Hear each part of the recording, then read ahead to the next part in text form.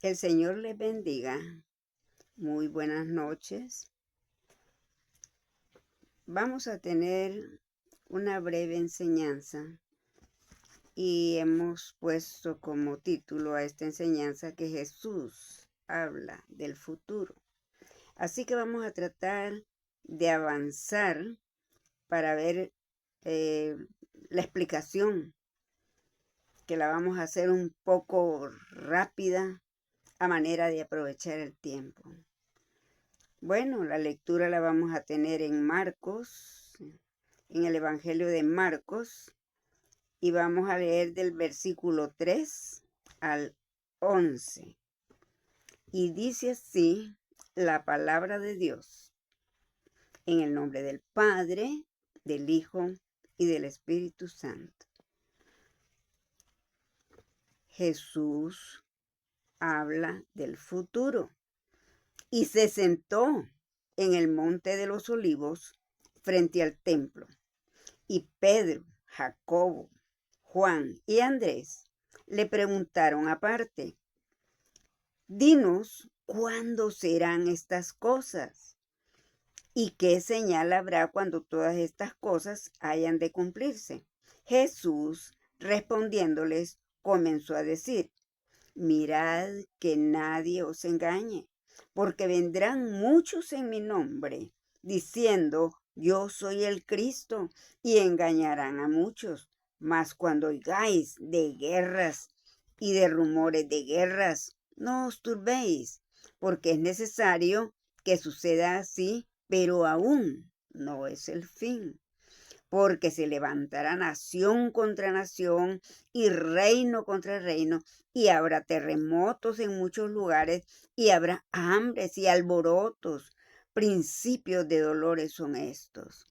Pero mirad por vosotros mismos, porque os entregarán a los concilios, y en las sinagogas os azotarán, y delante de gobernadores y de reyes os llevarán por causa de mí, para testimonio a ellos. Y es necesario que el Evangelio sea predicado antes a todas las naciones. Pero cuando os trajeren para entregaros, no os preocupéis por lo que habéis de decir, ni lo penséis, sino lo que os fuere dado en aquella hora, eso hablad, porque no sois vosotros los que habláis, sino el Espíritu Santo.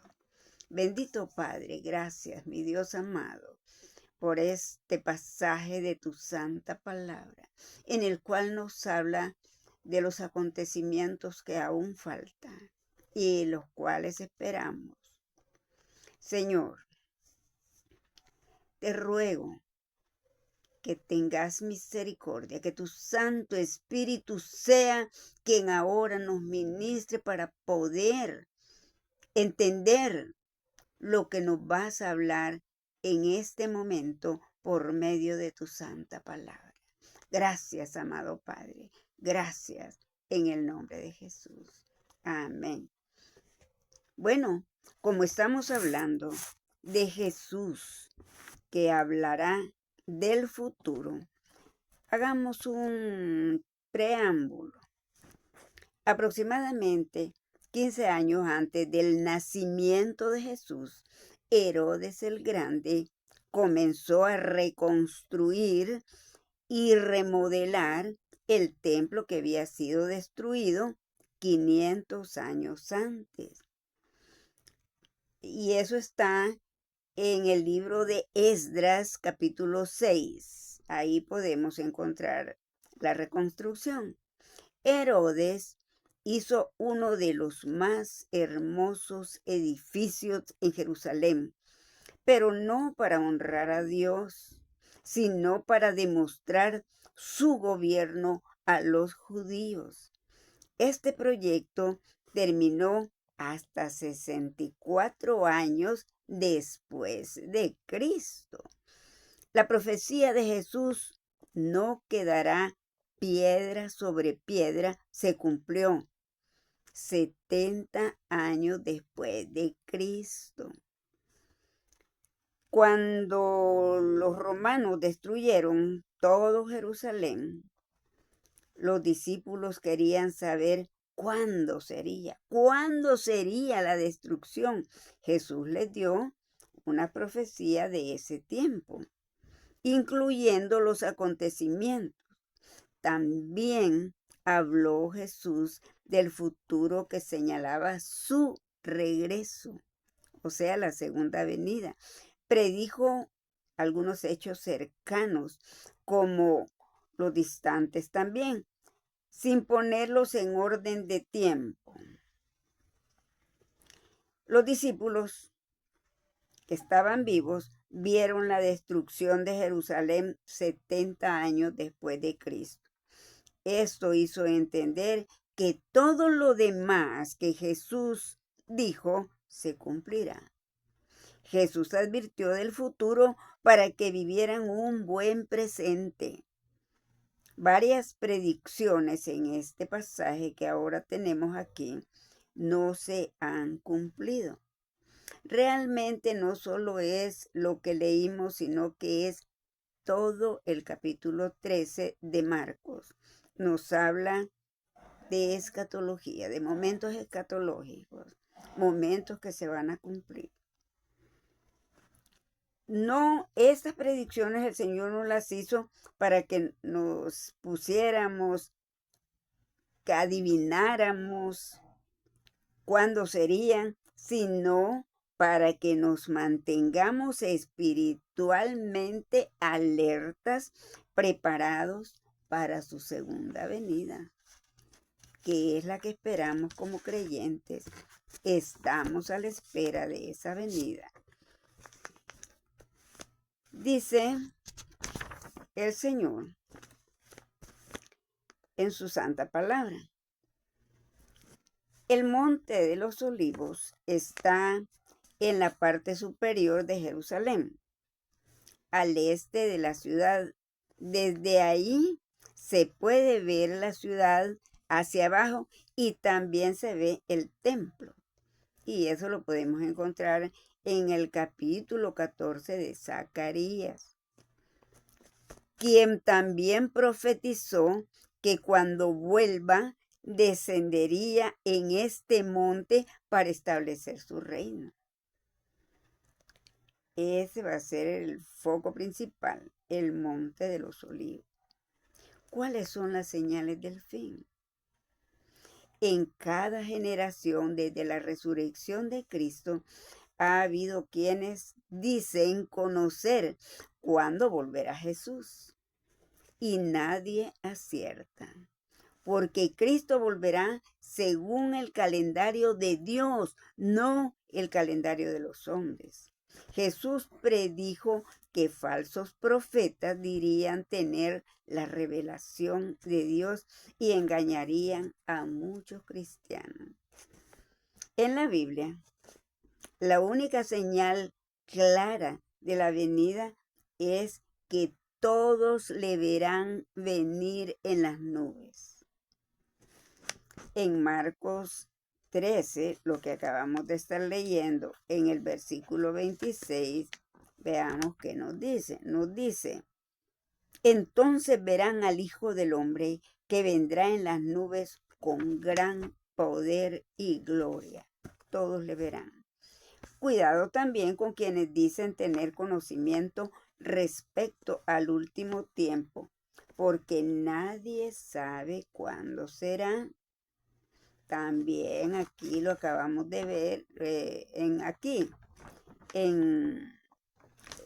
Marcos, a donde les digo yo que el capítulo 3, por ejemplo, en el versículo 32 dice: pero de aquel día y la hora nadie sabe, ni aun los ángeles que están en el cielo, ni el Hijo, sino el Padre.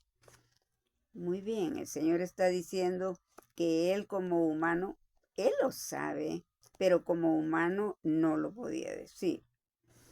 Ahora, en los versículos del 9 en adelante, el Señor dice en su palabra que en la medida que la iglesia iba creciendo, la iglesia primitiva, los discípulos eran perseguidos tal como lo dijo el Señor Jesús. Desde tiempo de Cristo ya perseguían a los cristianos en la guerra y ahora también persiguen misioneros allá en el extranjero. Aunque antes estaban libres de persecución, ahora la visión del reino no debe limitarse a lo que nos ocurre, lo que nosotros vemos. Ahí queremos decir, así va a ser el reino, así como decían algunos discípulos también, y por eso se equivocaban mucho. En las noticias nos muestra que los cristianos en varias partes del mundo enfrentan persecución de muerte, especialmente los misioneros. Jesús dice la actitud que debemos nosotros asumir cuando nos toque defendernos por el Evangelio. No temer y tampoco tomar defensiva en cuanto a nosotros, y menos por nuestra fe, porque el Espíritu Santo estará presente y dará palabras adecuadas. ¿Qué es lo que nosotros debemos decir? ¿Qué es lo que tenemos que hablar? ¿Cómo defender nuestra fe? Creer en Jesús hasta el fin demanda perseverancia. ¿Por qué combatirán nuestra fe? Estas tribulaciones separarán a los cristianos tibios, los débiles de espíritu. No ganarán salvación por permanecer hasta el fin. Y el que persevere hasta el fin será salvo. No ganarán salvación por eso. Pero ya nos marca como gente salva. La seguridad de nuestra salvación nos mantendrá en medio de la persecución. Por eso dije yo, los tibios serán los que quizás saldrán corriendo, no lo sé. Abominación desoladora que menciona Jesús es la profanación del templo por los enemigos de Dios. Eso siempre ha ocurrido. Eso sucedió varias veces en la historia de Israel y lo podemos confirmar que esto fue en el año 597 a.C. Nabucodonosor saqueó el templo y llevó cautivos a Babilonia. Eso lo encontramos en Segunda Crónicas en el capítulo 36. Y eso fue en el año 168 a.C., que sacrificó cerdos a Zeus, al dios Zeus, en el altar santo. Lo vemos en Daniel 9:27. Esos 70 años después de Cristo, el emperador Tito puso un ídolo en un lugar del templo. Puso un ídolo después de la destrucción de Jerusalén en el año 38 después de Cristo. El emperador Calígula planeó poner su propia estatua en el templo, pero murió antes de lograrlo. Podemos ver que también el pueblo escogido por Dios, allá en Romanos 8, leamos Romanos 8, 29 y 30. Miremos lo que dice aquí. Romanos 8, 29 y 30. Miremos lo que dice esta cita que tenemos aquí anotada. Pues dice, Porque a los que antes conoció también los predestinó para que fuesen hechos conformes a la imagen de su Hijo, para que Él sea el primogénito entre muchos hermanos. Y a los que predestinó, a estos también llamó, y a los que llamó, a estos también justificó, y a los que justificó, a estos también glorificó. Estamos hablando en Romanos 8, 29 y 30. Y también en Efesios 1, 4, 5 dice parecido. ¿Se puede engañar a los cristianos? Los engañadores traen pruebas. Tengamos cuidado, hermano. Estudiemos la palabra. Porque dice que los engañadores traen pruebas y traen buenos argumentos convincentes que muchos cristianos te dejarán, creerán y luego se apartarán, se alejarán, ya no se congregarán. Si estamos preparados, nos mantendremos firmes. Para conocer a los falsos, tenemos que hacernos unas preguntas. Miren qué interesante. ¿Cómo sé yo que es falso lo que me está diciendo? Si es bíblico. Pero ustedes saben que usan textos fuera del contexto. Primero, ¿han dado buenas predicciones? ¿Han hablado algo que verdaderamente valga la pena que se haya cumplido? Uno. Otra pregunta. ¿Usan en su enseñanza los textos fuera de contexto? Es lo que estoy explicando. Cuando alguien usa un texto ahí esporádico fuera del contexto, lo va a interpretar a su manera y eso le va a querer meter a los demás. Otra pregunta que nos debemos hacer es, ¿sus enseñanzas van contra lo que dice la Biblia acerca de Dios? Tenemos que fijarnos bien lo que están enseñando. Una cuarta pregunta, ¿sus enseñanzas o las prácticas glorifican al que enseña o glorifica a Cristo? Tenemos que fijarnos en eso.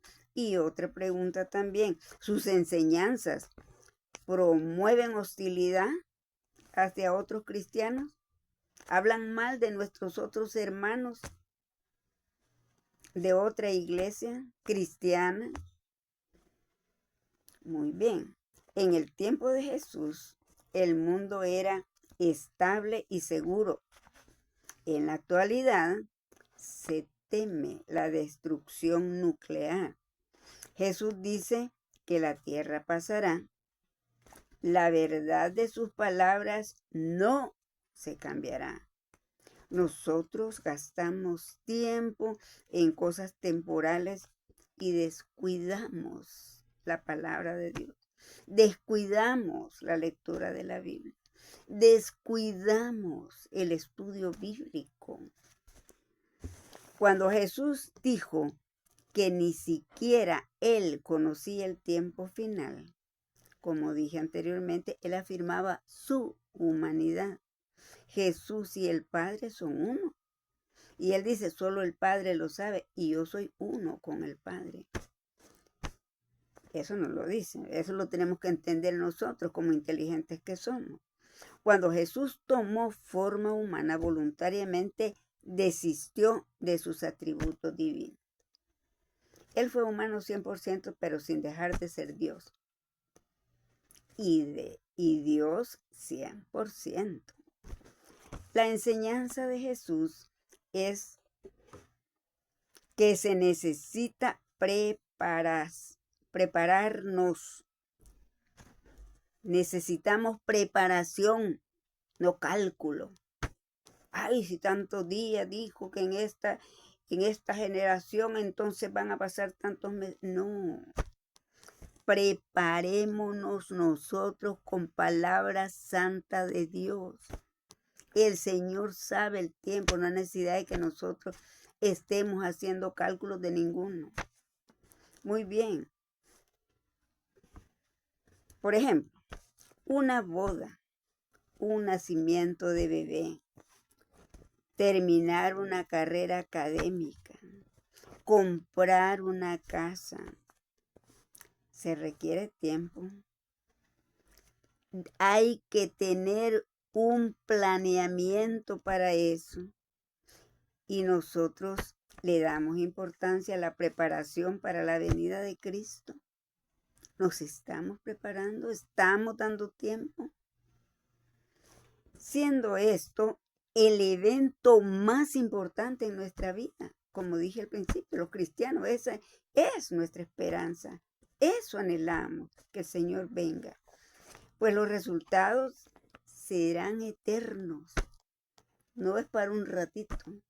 No es para una graduación que ya va a pasar el momento y ya después solo quedan las fotos. No pospongamos esta preparación. Prepararnos en el conocimiento de la palabra de Dios. Pues no sabemos cuándo será el gran evento de la segunda venida del Señor. Estudiemos la palabra y vivamos según las instrucciones en la palabra de Dios. Como les dije, todo el capítulo 13 de Marcos nos dice cómo vivir mientras esperamos a Cristo. Primero, no nos dejemos confundir con declaraciones confusas ni falsas interpretaciones de lo que va a pasar. También no tengamos temor de hablar de Cristo, que no nos importe lo que nos digan o lo que nos hagan. Soportemos por fe aún las persecuciones. También estemos alerta. Estemos alerta, obedezcamos mandamientos. Este capítulo no debe promover discusión, sino a que vivamos una vida recta para Dios en este mundo en donde Dios casi no lo tomamos en cuenta. Casi no se toma en cuenta el Señor. Y miren, ahí también apoyándonos en Mateo, solamente vamos a leer unos poquitos versículos de Mateo en el capítulo 24. Ustedes saben que es un capítulo que habla de la segunda venida del Señor. El capítulo 24 de Mateo. Entonces, pero solamente unos versículos, solo para que tengamos una idea del apoyo que tenemos en lo que ahorita estamos explicando. Por ejemplo, en Mateo 24, versículo 13, dice, mas el que persevere hasta el fin, este será salvo. Muchos ocupan esto como quien dice, si no persevera, pues nosotros no somos salvos por lo que nosotros hagamos. Somos salvos por el sacrificio que el Señor Jesús hizo por cada uno de nosotros y porque lo reconocemos y porque nos arrepentimos y porque nos entregamos a Él, entregamos nuestra vida. Jesús predijo que los cristianos serán perseguidos. Esto quiere explicar este versículo. El que persevere hasta el fin, este será salvo. Él acabamos de estar viendo que él dice que los cristianos serán perseguidos. Sin embargo, los cristianos tienen esperanza en medio de la persecución, seguros que la salvación es de ellos. Las pruebas sirven para diferenciar cristianos verdaderos de los que son cristianos cuando todo va bien. Creo que me entienden lo que estoy explicando. Cuando hay presión por renunciar a Cristo, no cedamos. Recordemos el beneficio de permanecer firmes y vivamos por Cristo. Perseveremos en Él. No temamos hablar de Cristo. ¿Verdad? Pero además quiero que también veamos otros 2 versículos, siempre ahí en el capítulo 24. Estos 2 versículos son el versículo 42 y el 40 y el 42. Del 40 al 42. Miren lo que dice. Entonces, dice el versículo 40. Entonces estarán 2 en el campo, el uno será tomado y el otro será dejado. 2 mujeres estarán moliendo en un molino, la una será tomada y la otra será dejada. Y dice el 42, velad pues, porque no sabéis a qué hora ha de venir vuestro Señor. Ahora, la segunda venida será repentina y sorpresiva. No habrá oportunidad de reflexiones tardías, como hay algunas personas que dicen, ay, ahora estoy joven, voy a vivir mi vida, ya cuando esté bien ancianita, ya cuando esté para morir, entonces voy a aceptar al Señor Jesús. Eso ya es tarde. Es un arrepentimiento tardío, de último minuto. No hay que regatear con el Señor. La elección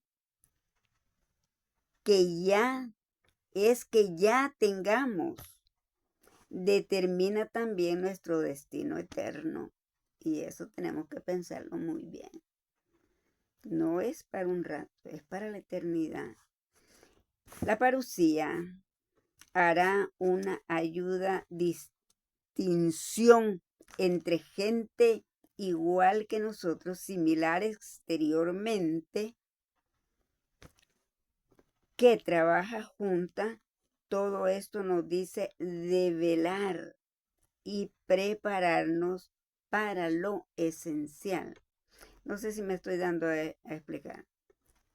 Por ejemplo, si hay una persona que trabaja en un banco, en una ventanilla, en una caja, en el banco, y están 2, y se llega la parucía, quiere decir venida del Señor, y se llega la llegada del Señor, de una será quitada y la otra será dejada. ¿Por qué hablamos de los hermanos tibios? Porque hablamos de los que parece que son hermanos, pero por dentro no lo son. Exteriormente sí, porque andan abrazando una Biblia. Algunas mujeres se amarran la cabeza, se ponen una mantelina. ¿Qué más? Los varones se visten pues correctamente, o tal vez solo abrazan una Biblia y con eso, una Biblia bajo el brazo, y ya con eso aparentan que son creyentes, que son cristianos evangélicos. No, eso no demuestra ser hijo de Dios. El hijo de Dios tiene que demostrarlo no exteriormente, sino exteriormente e interiormente también. Porque hay personas que aparentan, pero a la hora de hablar, se les ve que nada de nada. Viene una secta falsa, les habla, los convence porque no saben nada de palabra de Dios, no leen la Biblia.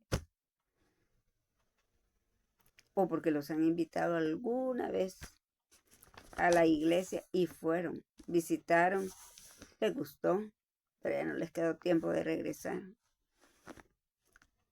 O porque la mamá, la abuela han sido creyentes y en mi casa cantaban alabanza. ¿Y eso qué? Eso no es ser cristiano. La salvación es individual. Así como nacemos uno solo.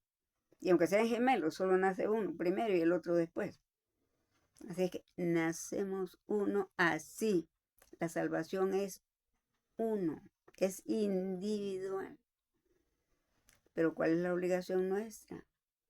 Orar por los demás, hablarles del Señor, caemos mal. Caemos mal porque hablamos de Cristo. Y el mismo Señor, en lo que acabamos de explicar, dice que vamos a caer mal, incluso nos van a perseguir, incluso vamos a tener problemas como lo tuvieron los discípulos, los apóstoles, ¿verdad? Pero en el Señor seremos siempre bienaventurados, dichosos, porque vamos a vivir eternamente y para siempre. Para el Señor sea la gloria por los siglos de los siglos. Gracias, Padre, por esta salvación que nos has regalado. Gracias, porque aún sin merecerla, tuviste misericordia de cada uno de nosotros, especialmente de mí y de tú que estás oyendo. Que Dios te siga bendiciendo. Amén. Hasta luego.